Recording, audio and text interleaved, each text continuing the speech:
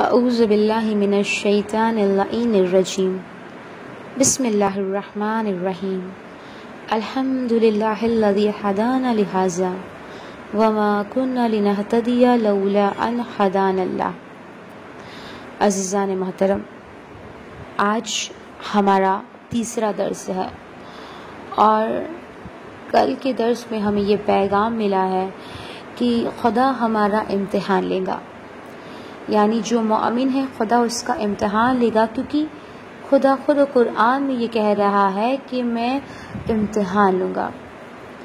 اگر تم دعویٰ کر رہے ہو مومن ہونے کا، مسلمان ہونے کا، تو میں تمہارا امتحان لوں گا، اور جس کا عمل جتنا زیادہ اچھا ہوگا، یعنی جو جتنا بلند درجے پر ہوگا عمل کے، خدا اس کا امتحان اتنا ہی سخت لیتا ہے۔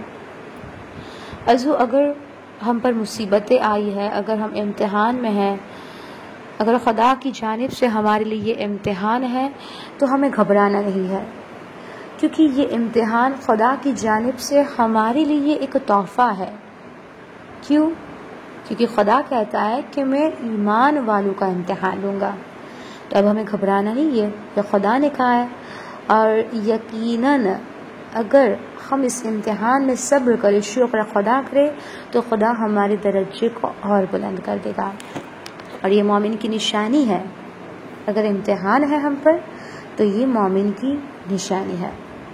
تو عزیزو، آج کے درس میں 4 آیت سے انشاءاللہ کہ خدا سورہ عنکبوت میں ارشاد فرما رہا ہے، ام حسب الذین یعملون السیئات ان یسبقون ساء ما یحکمون۔ عزیزو، اس آیت میں خدا یہ ارشاد فرما رہا ہے کہ جو لوگ برے اعمال کرتے ہیں، کیا کہتا ہے خدا؟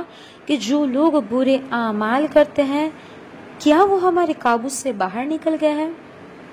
اور کتنا برا خیال کرتے ہیں وہ۔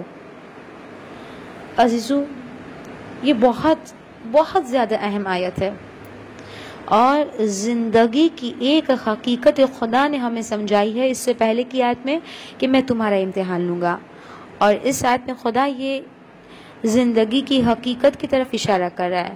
خدا کہتا ہے کہ جو لوگ اعمال بد کرتے ہیں، وہ اس لیے کرتے ہیں کہ وہ یہ سوچ رہے کہ وہ ہمارے قابو سے باہر نکل گئے، لیکن ان کا کتنا برا خیال ہے۔ یعنی عزیزو، خدا یہ بتانا چاہتا ہے عزیزو، اگر ہم سے اعمال بد ہوتے ہیں، اگر ہم کبھی اعمال بد کرتے ہیں تو ہم گنہگار ہو جاتے ہیں، اور اگر ہم توبہ نہ کریں تو شقی ہو جائے۔ ہاں، اگر ہم اعمال بد کریں تو ہم گنہگار ہو جاتے ہیں، لیکن اگر ہم اس اعمال بد کی توبہ نہ کریں تو پھر کیا ہوتا ہے؟ ہم شقی ہو جاتے ہیں۔ تو عزیزو، یہ ہم سے اعمال بد کیوں ہوتے ہیں؟ یہ گناہ ہم سے کیوں ہوتے ہیں؟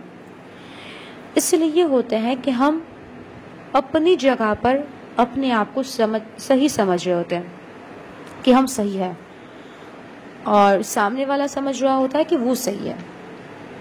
عزیزو، جھگڑا فساد شروع ہی اس لیے ہوتا ہے کہ ہم سمجھتے ہیں کہ ہم صحیح ہیں۔ ایک مثال دوں کہ ایک ماں ہے، اس کی عادت یہ ہے کہ وہ اپنے بچوں کو مارننگ میں ناشتے میں ایک دودھ کے گلاس کے ساتھ شہد دیتی ہے، اور یہ اچھی بات ہے۔ اب بچے بڑے ہو گئے، گھر میں بہو آئے گی، اب اس ماں نے یہ سوچا کہ بہو میرے گھر کا حصہ ہے، اور اس نے اپنی بہو سے بھی کہا کہ میں اپنے سارے بچوں کو دودھ کا گلاس اور 1 اسپون شہد دیتی ہوں، تم بھی کھاؤ گی اپنی۔ عزیزو، ایک ماں اپنی بہو سے یہ کہہ رہی ہے، اپنی جانب سے وہ سوچ رہی ہے کہ میں نے اپنی اولاد کی طرح اپنی بہو کو بھی سمجھا، مگر اگر آنے والی بہو یہ کہیں گی یہ کیا دودھ اور شہد دے رہے ہیں، میں تو ناشتے میں چائے پیتی ہوں، یہاں وہ خود کو صحیح سمجھ رہی ہوتی ہے۔ یعنی عزیزو، ادھر ساس خود کو صحیح سمجھ رہی ہے اور ادھر بہو خود کو صحیح سمجھ رہی ہوتی ہے۔ فیصلہ کون کرے گا کون صحیح ہے؟ یعنی اگر ہم ہر عمل کرتے وقت یہ سوچ لیں کہ ہمارا امام اس سے راضی ہے، اگر ہم ہر فیصلہ کرتے وقت یہ سوچ لیں کہ ہم سے اعمال بد نہ ہو، عزیزو، ہمیں اپنے بچوں کو یہ عادت ڈالنی پڑے گی اور بچپن سے عادت ڈالنی پڑے گی. کیا کہ دیکھو جو بھی کام کر رہے ہو نا، چاہے چھوٹا کام ہو یا بڑا کام ہو، لیکن ہر کام کرنے سے پہلے یہ ضرور سوچنا کہ کیا ہمارا امام اس سے راضی ہے. بچپنے سے اپنے بچوں کو عادت ڈالنی ہے، اور ہمیں خود بھی اس پر عمل کرنا ہے کہ ہر کام کرنے سے پہلے، اور عزیزو ہر کام کرنے سے پہلے ہم یہ سوچنا ہے کہ کیا ہمارا امام اس سے راضی ہے. یعنی ہمارے ذہن میں یہ خیال ہو کہ میرا امام راضی ہے، یہ امام کی نگاہ میں ٹھیک ہے. بار بار پریکٹس کیجئے. اور عزیزو جب تک پریکٹس نہیں کریں گے، عادت نہیں بنے گی، اور جب یہ عادت بن جائیں گی تو یقین مانیے کہ زندگی کا ہر عمل عبادت بن جائے گا. کیونکہ اگر ہم ہر عمل کرتے وقت یہ سوچ لے کہ امام راضی ہے تو یقیناً ہم سے گناہ نہیں ہوں گے. اور عزیزو یہ آیت یہی پیغام دیتی ہے کہ لوگ اعمال بد کرتے، کیا وہ ہمارے قابو سے باہر نکل گئے؟ نہیں، ہرگز نہیں نکلے. اور خدا رسی کھینچتا ہے، لیکن خدا کو کوئی جلدی نہیں ہے. تو اگر ہم اعمال بد سے محفوظ رہنا چاہتے ہیں تو ہم خود بھی آج سے یہ عادت ڈالیں. آج سے کوئی بھی کام کر رہے ہو، کھانا پکا رہے ہو، کچھ بھی کام کر رہے ہو، خود بھی پریکٹس کیجئے کہ جو بھی میں کر رہی ہوں کیا اس سے امام زمانہ راضی ہے. جو میں بول رہی ہوں، جو میں کر رہی ہوں، کیا امام اس سے راضی ہے. عزیزو اور ہمیں پتہ نہیں کہ ہم کیا کیا بول جاتے ہیں، اور ہم بول کے بھول بھی جاتے ہیں، باتیں کر کے بھول بھی جاتے ہیں. ہم یہ سوچتے ہیں کہ ہم نے کچھ کیا ہی نہیں. ہم تو نماز پڑھتے ہیں، ہم تو روزہ رکھتے ہیں، ہم تو پردہ کرتے ہیں، لیکن ہم اپنے گناہوں کو بھول جاتے ہیں. یہ جو میں کہہ رہی ہوں نا کہ عادت ڈالے، کیوں کہہ رہی ہوں؟ کیونکہ امام کی یہ خواہش ہے. چھٹے امام ارشاد فرماتے ہیں، اور وہ مشہور واقعہ جو ہم نے بارہا سنا ہوگا لیکن چند لفظوں میں دہرا دوں کہ ایک عورت مرنے کے قریب تھی. طبیبوں نے یہ کہہ دیا تھا کہ شراب تیرا علاج ہے.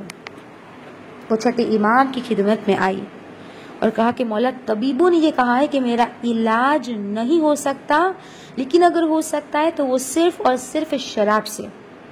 مولا میں کیا کروں؟ شراب استعمال کروں؟ کیوں پوچھ رہی ہے جبکہ سب کو پتا ہے کہ شراب حرام ہے. مولا نے اسے سوال کیا کہ ایک بار مولا نے اسے کہا کہ جب طبیب نے تجھے کہہ دیا ہے تو پھر مجھ سے کیوں پوچھنے آئی ہے؟ جب طبیب نے علاج بتا دیا تو پھر مجھ سے کیوں پوچھ رہی ہے؟ اب وہ کہتے ہیں، مولا میں نے طبیب کو اپنا امام نہیں بنا لیا، میں آپ کو اپنا امام مانتی ہوں.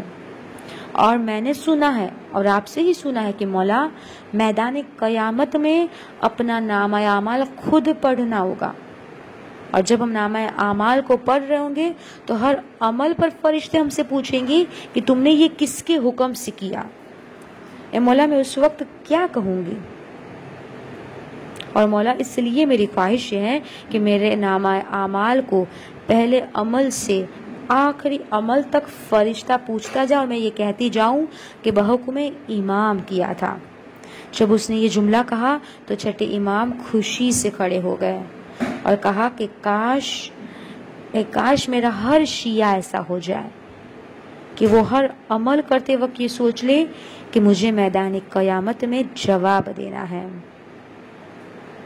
یعنی عزیزو اب ہمیں ہر عمل کرنے سے پہلے یہ سوچنا ہے کہ کیا امام اس سے راضی، جو بول رہا ہے، جو کر رہا ہے، جو بھی کر رہے، ہر وقت نگاہوں میں ہمارے ذہن میں امام ہونا چاہیے. اور عزیزو آج کی آیت میں یہی پیغام مل رہا ہے، اور اللہ خدا بھی کہہ رہا ہے کہ وہ لوگ جو اعمال بد کر رہے، کیا وہ ہمارے قابو سے باہر نکل گئے ہیں؟ نہیں. کتنا برا خیال ہے یہ. یعنی عزیزو اگر ہم اعمال بد کر رہے ہیں تو ایک دم فری مائنڈ ہو کے کرتا ہے کہ بس خدا تو معاف کر دے گا، لیکن عزیزو ایسا نہیں ہے. خدا رسی کو کھینچے گا. تو اس لیے اب ہمیں سوچنا ہے کہ ہم کیا کر رہے ہیں. وآخر دعوانا ان الحمد للہ رب العالمین.